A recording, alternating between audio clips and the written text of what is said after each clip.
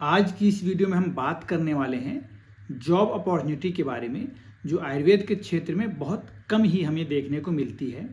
और यूजुअली मैं आप सभी बच्चों से बोलना चाहूँगा जो मेरी इस वीडियो को देख रहे हैं, अपनी हेल्प के लिए आप अक्सर मुझे कॉल करते हैं, मैसेजेस करते हैं, बट जब आप लोग को कोई नई इन्फॉर्मेशन पता चलती है, खासकर वैकेंसीज़ के बारे में, जॉब अपॉर्चुनिटीज़ के बारे में, तो आप वो बातें मुझसे शेयर नहीं करते। पर चलिए कोई बात नहीं, लेट से ही सही, पर मुझे अंतिम समय पर पता चल गया है। तो बिना किसी देरी के चलेंगे मेरे टैबलेट की स्क्रीन पर। आप सभी जानते हैं कि जो भी इन्फॉर्मेशन मैं अभी आपको देने वाला हूँ, पूरी पीडीएफ आपको मेरे टेलीग्राम चैनल से इजीली आप उसको एक्सेस कर पाएंगे, और डिस्क्रिप्शन में सब बातें मेंशन्ड हैं, आप उसको एक बार जरूर चेक कर लीजिएगा। चलिए चलते हैं सीधे मेरे टैबलेट की स्क्रीन पर। देखिए लिखा हुआ है बिहार लोक सेवा आयोग का ये वैकेंसी निकला हुआ है। रुकिए मैं इसका कलर बदल लेता हूँ अपने लेजर लाइट का, तो थोड़ा बेहतर आप उसको समझ पाएंगे। अपन इसको रेड कलर में रखते हैं। ये देखिए बिहार लोक सेवा आयोग का ये निकला हुआ है। कुल 88 पद निकले हैं, जो बहुत अच्छी बात है। 88 पोस्ट टोटल निकले हुए हैं। कहाँ के लिए? राजकीय आयुर्वेदिक कॉलेज पटना और बेगूसराय के लिए निकला हुआ है। सुयोग्य भारतीय उम्मीदवार, ये लाइन सुनकर मुझे बहुत अच्छा लगा है। भारतीय उम्मीदवारों से विहित प्रपत्र में ऑनलाइन आवेदन पत्र, ये अच्छी बात है कि ऑनलाइन आवेदन पत्र है। और कौन सी साइट से आपको मिलेगा? तो www.bpsc.bihar.gov.in पर आप इसको इजीली खुद से भी पढ़ पाएंगे। और ये पूरा डिस्क्रिप्शन दिया हुआ है कि कौन कौन सी पोस्ट हैं। तो आप सभी जानते हैं कि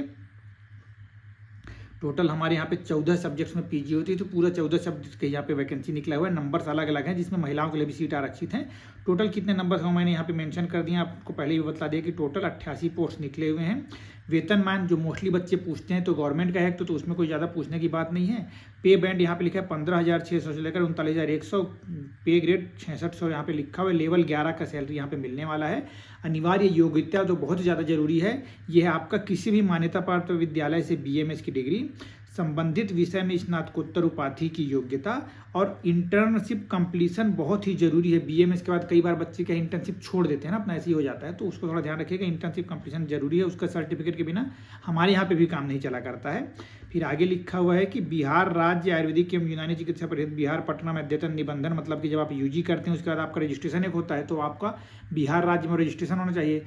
उसके बाद जैसे कि पीजी के लिए वैकेंसी निकली हुई है, तो जो आप पीजी किए हुए हैं, तो आयुर्वेदिक में स्नातकोत्तर योग्यता परिषद के राज्य पंजी में सम्मिलित होना चाहिए आपका। जो पीजी है आपका, कई लोग क्या बाहर से भी करते हैं, तो बाहर से करके आने के बाद आपको स्टेट में अपने, मतलब बिहार में रजिस्ट्रेशन आपको, जैसे अपन यूजी का करते हैं ना, वैसे ही पीजी का भी हमारे को अपना एजुकेशन ऐड करवाना पड़ता है, तो आपका वहाँ पे होना चाहिए। या योगदान के पूर्व, मतलब कि आप फॉर्म भरना चाह रहे हैं तो उसके पहले आपको ये सब चीज़ें आपको करना पड़ेगा, ऐसा करके यहाँ पे मेंशन किया हुआ है। उसके अलावा आप सभी जानते हैं कि अब एकेडमिक्स की ओर का ये बात है, कॉलेज में आप असिस्टेंट प्रोफेसर बनने वाले हैं, है ना, तो उसके लिए सभी को टीचर कोड होना चाहिए आप सभी के पास। और टीचर कोड प्राप्त करने का जो गाइडलाइन है वो आपके पास रहेगा। अगर आप एग्जाम दे रहे हैं तो अच्छी बात है, या फिर आप पहले से ही कहीं पे अपॉइंटेड हैं तो फिर आपके पास टीचर कोड तो होगा ही, कोई दिक्कत की उसमें बात नहीं है।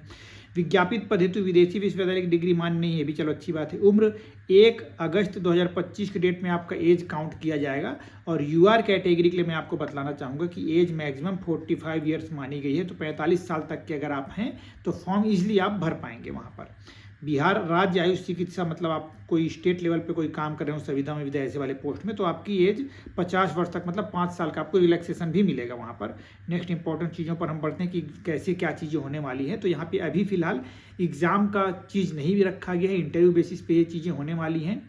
बट इसमें आपके यूजी के मार्क्स, पीजी के मार्क्स और बाकी एक्स्ट्रा करिकुलर एक्टिविटीज़ वह सब चीज़ें यहाँ पे लिखा हुआ है। मैं आपको पॉइंट वाइज सब चीज़ें समझा देता हूँ।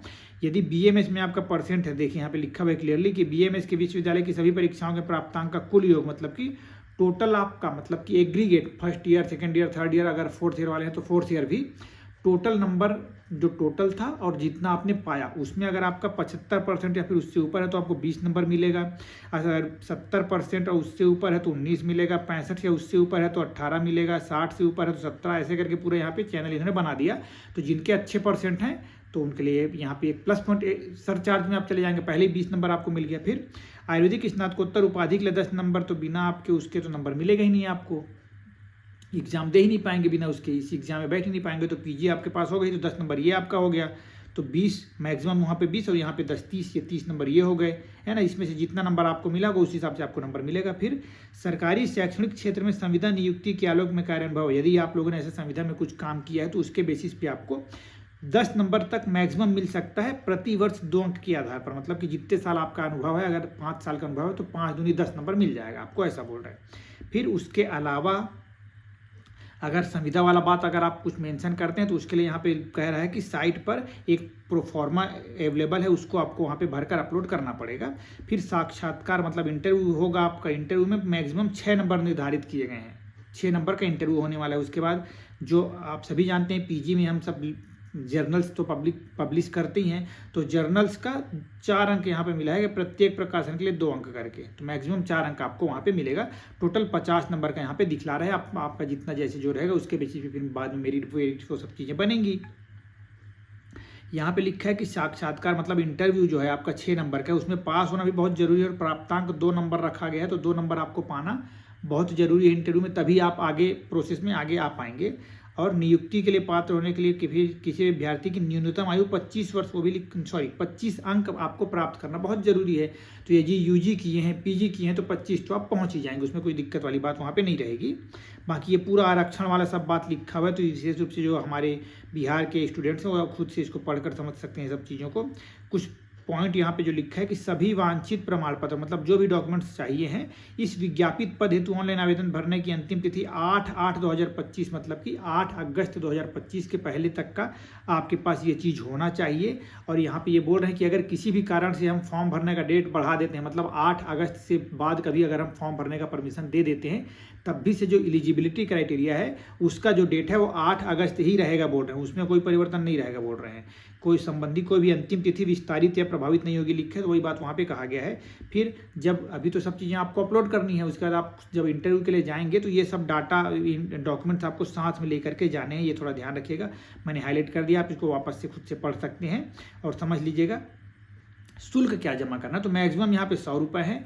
यदि आप महिला हैं, ST SC हैं तो आपको 25 रुपये तक का वहाँ पे दिया गया प्रावधान।